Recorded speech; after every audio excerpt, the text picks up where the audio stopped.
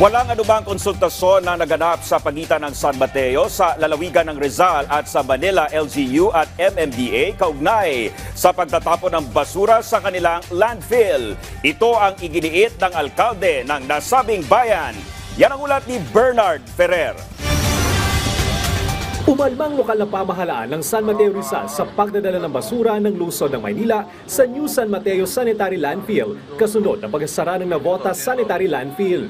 Ayon kay San Mateo Mayor Bartolome Rivera Jr., walang konsultasyon mula sa Manila LGU at sa Metropolitan Manila Development Authority bago ipinatupad ang hakbang.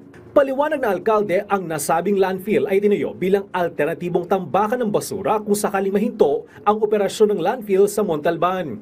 Hindi anya ito dinisenyo upang tumanggap na malaking volume ng basura mula sa mga malalaking syudad ng Metro Manila.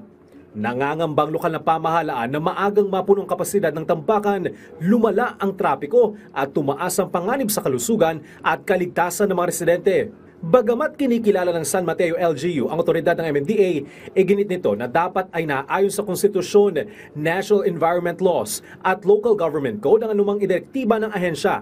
Samantala, may paglilinaw dito si Manila Mayor Francisco Isko Moreno Dumagoso. Everyone was informed by MMDA.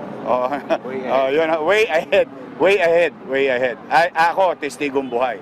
I can attest to what the Chairman Artes did. Ayon naman kay MMDA Chairman Romando Don Artes, regular nang ginagamit ang New San Mateo Sanitary Landfill at dagdag na volume lamang ang dinala mula sa Maynila. Dahil dito, nakatakdang magpulong sina Chairman Artes at Mayor Rivera upang pag-usapan ang issue.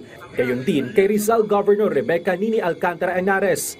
It's within the capacity po noong San Mateo landfill, yung additional volume po na dadali namin doon. But mag-uusap din po kami, pupunta rin po ako kay Governor Henares para po mapag-usapan din na yung division, kasi meron pang mas malaki na landfill dyan, yung Rizal sanitary landfills. Tinitingnan na rin ng MMDA ang iba pang opsyon, kabilang ang mga Public-Private Partnership o PPP proposals para sa waste-to-energy projects.